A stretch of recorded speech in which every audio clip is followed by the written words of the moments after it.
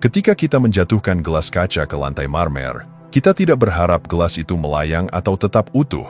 Kita tahu dengan pasti bahwa gelas itu akan pecah. Mengapa? Karena ada hukum gravitasi yang menariknya ke bawah, dan ada sifat rapuh dari kaca yang tidak mampu menahan benturan keras. Ini adalah kepastian yang tak terbantahkan dalam hukum alam.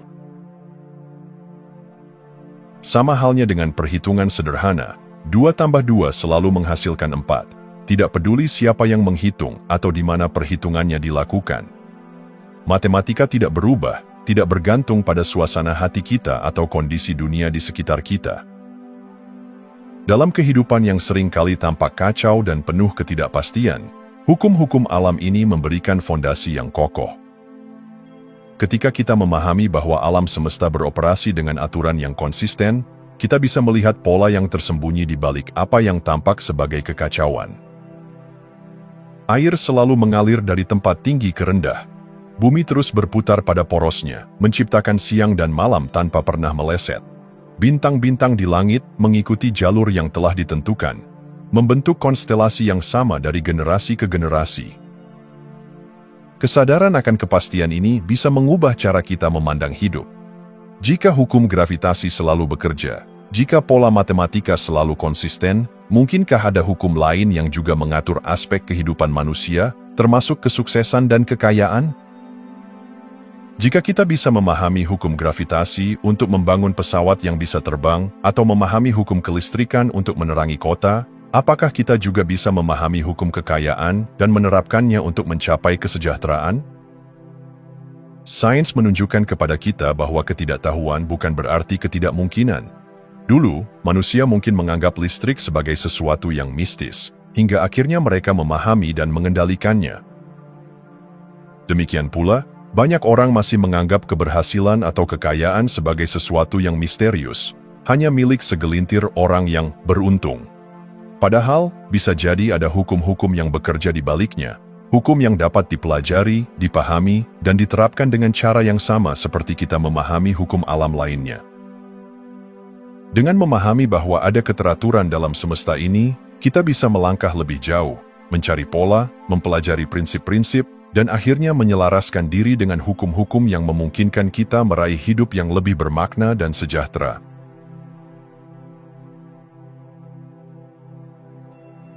Banyak orang menganggap kekayaan sebagai hasil keberuntungan semata, sebuah anugerah yang jatuh dari langit kepada segelintir orang terpilih.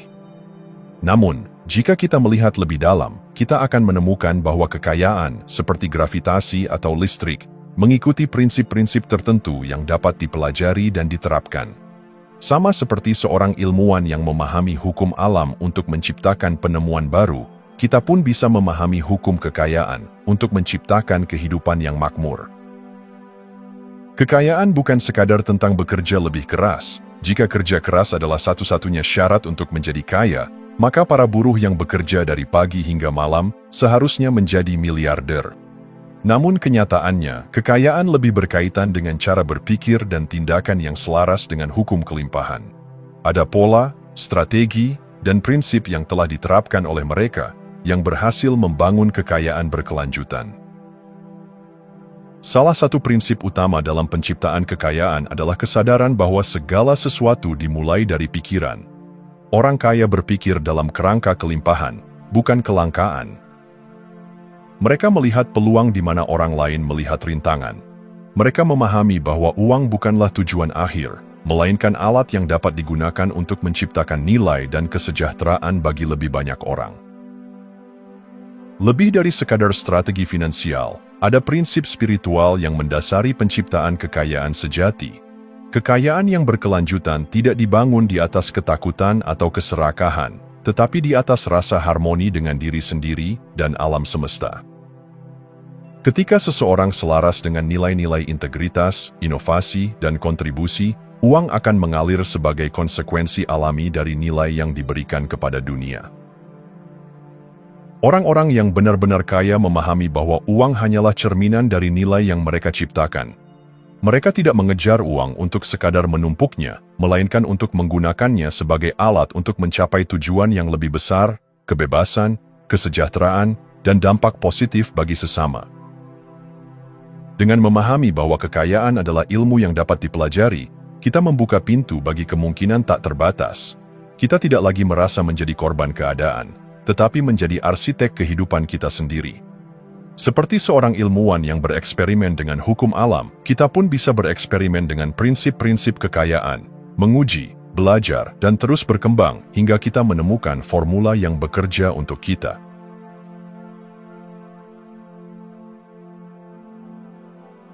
Bayangkan seorang pelaut yang mengarungi lautan tanpa kompas atau peta.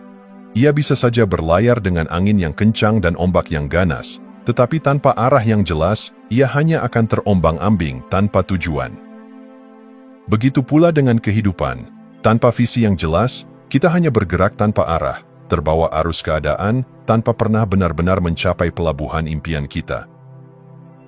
Visi adalah cahaya yang membimbing langkah kita, kompas yang menjaga kita tetap pada jalur yang benar, bahkan ketika badai datang menghadang.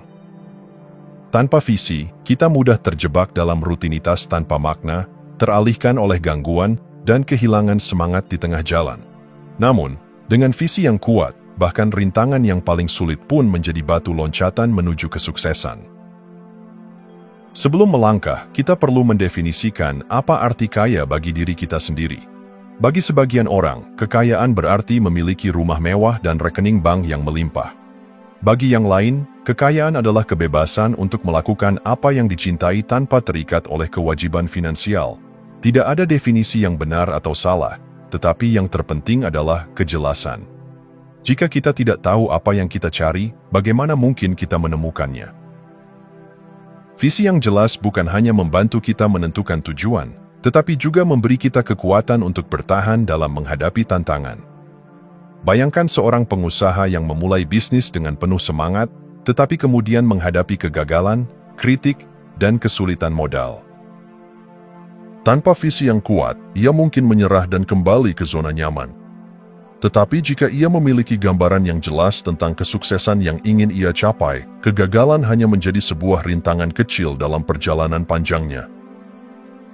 Kunci dari visi yang efektif adalah emosi yang menyertainya. Kita tidak hanya membayangkan kehidupan ideal kita secara logis, tetapi juga merasakannya dengan segenap hati. Ketika visi kita begitu nyata dalam pikiran dan perasaan, alam bawah sadar kita mulai bekerja untuk menjadikannya kenyataan.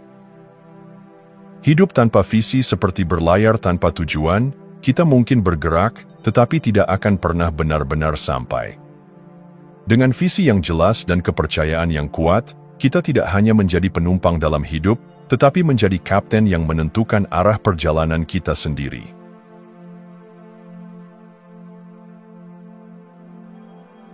Segala sesuatu yang ada di dunia ini, sebelum menjadi kenyataan, pertama-tama lahir sebagai sebuah gagasan dalam pikiran. Gedung-gedung pencakar langit, teknologi canggih, hingga perubahan besar dalam sejarah manusia, semuanya berawal dari satu ide yang berkembang menjadi realitas. Pikiran bukan sekadar aliran kata dan gambar yang muncul di kepala kita, ia adalah kekuatan penciptaan yang luar biasa. Nikola Tesla, sang jenius di bidang listrik, tidak hanya melihat dunia seperti orang lain.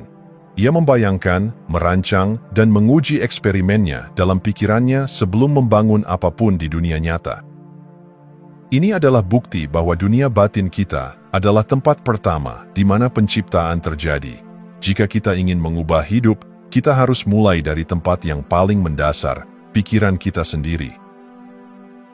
Pikiran kita bergetar pada frekuensi tertentu, dan setiap getaran itu menarik realitas yang sesuai dengannya. Jika kita selalu berpikir tentang kegagalan, kekurangan, dan ketidakberdayaan, maka dunia di sekitar kita akan mencerminkan keyakinan itu. Sebaliknya, ketika kita melatih pikiran untuk fokus pada pertumbuhan, kelimpahan, dan kemungkinan tak terbatas, kita mulai menarik peluang yang sebelumnya tampak tidak terlihat. Hukum tarik-menarik bukan sekadar konsep spiritual tanpa dasar.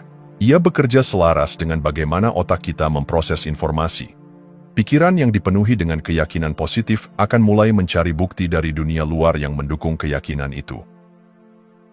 Ini seperti saat kita ingin membeli mobil tertentu, tiba-tiba kita mulai melihat mobil itu di mana-mana. Padahal sebelumnya, mobil tersebut sudah ada di jalanan, tetapi karena fokus kita belum terarah, otak kita tidak menyadarinya. Maka, jika kita ingin menciptakan kehidupan yang lebih baik, kita harus memulainya dengan menciptakan gambaran yang jelas dalam pikiran kita. Apa yang benar-benar kita inginkan? Bagaimana rasanya ketika kita mencapainya? Kita harus berpikir, merasakan, dan meyakininya seolah-olah sudah menjadi kenyataan.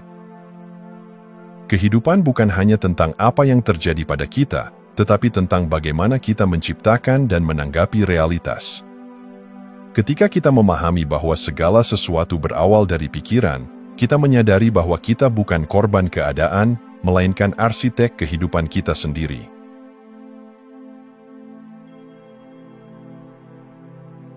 Pikiran manusia adalah keajaiban yang belum sepenuhnya dipahami. Di dalamnya, ada sebuah mekanisme luar biasa yang bekerja tanpa kita sadari, sistem aktivasi retikular atau RAS. RAS adalah filter yang menentukan informasi mana yang layak mendapat perhatian dan mana yang harus diabaikan. Setiap hari, kita dibanjiri jutaan informasi dari lingkungan sekitar. Tanpa RAS, otak kita akan kewalahan memproses semuanya. Namun, yang lebih menarik adalah